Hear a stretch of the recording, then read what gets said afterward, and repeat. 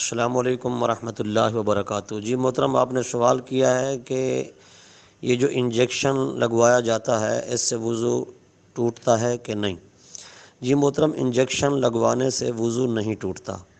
ہاں، اگر اتنا خون نکلا انجیکشن لگوانے سے کہ جو مطلب بہنے کے قابل تھا، لیکن اس کو روئی وغیرہ سے، جیسے اوپر روئی وغیرہ رکھ دیتے ہیں، اس سے اس کو صاف کرتے رہے اور وہ بہا نہیں، تو پھر دیکھا جائے کہ اگر روئی کے ساتھ اس کو روکا نہ جاتا، صاف نہ کیا جاتا، کیا یہ خون جو نکلا ہے انجیکشن لگانے سے یہ بہہ جاتا یا کہ نہیں۔ اگر بہہ جاتا تو پھر ایسی صورت میں وضو ٹوٹ جائے گا، اگر بہنے کے قابل نہیں تھا تو پھر وضو نہیں ٹوٹے گا۔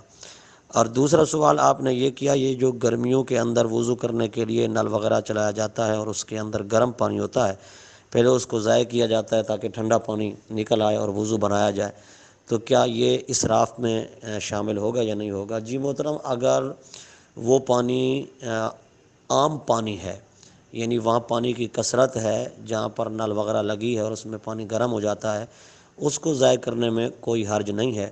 ہاں، اگر پانی جو ہے وہ کثیر نہیں ہے، زیادہ نہیں ہے، پانی عام نہیں ہے، پانی کی بہت قلت ہے، پانی کی بہت کمی ہے، تو پھر اس کو ضائع نہیں کرنا چاہیے، کسی برتن میں نکال کر رکھ دینا چاہیے، اور ٹھنڈا پانی جب نل سے نکلا ہے وضو بنا لینا چاہیے، اور وہ جو برتن کے اندر گرم پانی نکال کے رکھ دیا وہ بھی کچھ دیر بعد ٹھنڈا ہو جائے گا تو وہ بھی استعمال کیا جا سکتا ہے۔